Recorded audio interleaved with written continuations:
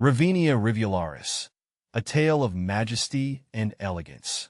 When I think of Ravinia rivularis, or the majesty palm belong to the Ericaceae family, I am reminded of a living sculpture, a piece of art that graces my home and garden with its elegance. Caring for this palm has been a journey, one that has taught me patience and the beauty of tropical serenity. Discovering the majesty palm. I first encountered Ravinia rivularis in a nursery, its towering fronds immediately catching my eye. Originating from Madagascar, this palm brings an exotic flair to any space. Its slender trunk and feathery green fronds evoke the essence of tropical rainforests. For me, it was love at first sight, and I knew it would be a perfect addition to my plant collection. Are majesty palms toxic to cats? Absolutely not. Majesty palms are considered non-toxic to cats. I actually have a big one in my living room, and my two cats, Luna and Max, have never shown any signs of illness from the occasional nibble. Of course, I wouldn't encourage them to eat the leaves as a snack, but I don't have to hide the plant or worry about keeping them completely away, which gives me peace of mind. I even think Luna likes to brush up against the fronds sometimes. The texture must feel interesting to her. How to care for a majesty palm? I must admit, caring for my majesty palm can be a bit finicky, but the lush greenery in my living room makes it all worthwhile. I've learned that they thrive with lots of bright, indirect light. Mine sits right beside a large east-facing window. Watering has been tricky. These palms love a good soak, but hate soggy roots. I poke my finger about an inch deep into the soil. If it feels dry, it's watering time. Since they're tropical plants, humidity is also key. My majesty palm seems happiest during the summer when it's more humid naturally, but in winter I run a humidifier nearby to keep the leaves from getting crispy. How often to water majesty palm?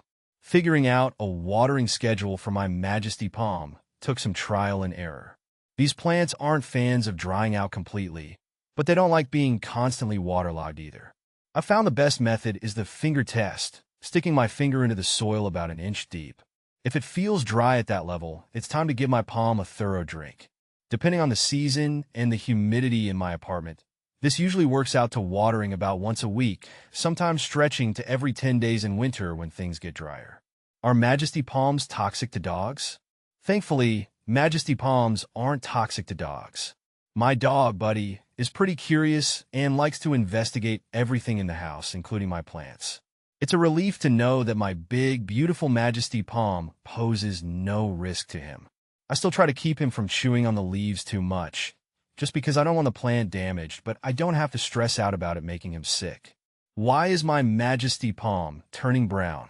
Oh no, brown leaves on my majesty palm. That's never a good sign. There are a few culprits that could be causing it. It could be underwatering. Sometimes I forget about watering for a bit too long, especially in the winter, and the tips of the fronds will start to turn brown and crispy. Also, dry air can be a problem. During winter, when the heater is always on, I've noticed the browning gets worse if I haven't been running the humidifier. Maybe I should check the soil moisture and mist the leaves a bit more. That usually helps my palm perk back up. How big do majesty palms get? My majesty palm brings a nice tropical feel to my apartment, but I'm glad I realized early on how big these plants can actually get. I've seen pictures of them in the wild, reaching incredible heights. I knew mine wasn't going to stay small forever, but some quick research about their potential size made me glad I didn't put it in a tiny pot. Luckily, I have a good amount of space for it to spread out. I'm hoping it'll grow into that corner nicely and bring a vibrant splash of green to the room. Why is my majesty palm turning yellow? There are a couple of reasons why my majesty palm might be turning yellow, and it depends on how the yellowing is showing itself. If the whole leaf is turning a uniform yellow, it could be getting too much water. I know sometimes I get overzealous with the watering can, and the poor thing gets a bit swampy.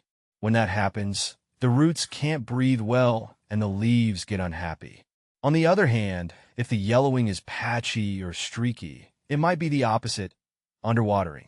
Finding the perfect watering balance can be tricky. Also, if the light isn't bright enough, older leaves might yellow naturally as the plant puts its energy into new growth. Time to check the moisture and light situation for my palm. Are majesty palms easy to care for? Honestly, caring for my majesty palm can be a bit of a mixed bag. They're definitely not a set-it-and-forget-it kind of plant. I've realized they're happiest in very specific conditions: bright indirect light, a balanced watering routine, and some extra humidity. When things are right, my palm rewards me with lush, vibrant foliage. But if the temperature drops, the air gets too dry, or I forget about it for a few days, problems start cropping up. It's a beautiful plant, but I'd say majesty palms are more of a moderately challenging level of houseplant care. Can majesty palm live outside? While I keep my majesty palm indoors, I know that in warmer climates they can definitely thrive outside. Since they're native to tropical Madagascar, they love warm temperatures and humidity. If I lived in Florida or Southern California, I could definitely see planting a majesty palm in my yard. They look incredibly striking when they reach their full height. However, where I live, the winters get way too cold for it to survive outside year-round. I'm happy keeping mine as a houseplant where I can control the environment to keep it happy. How often to water a majesty palm? Finding the right watering rhythm for my majesty palm took a little trial and error.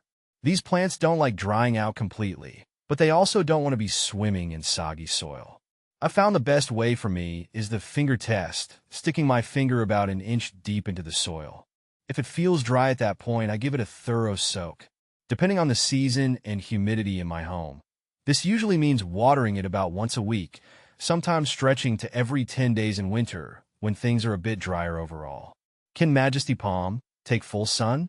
My experience is that majesty palms prefer bright, indirect sunlight.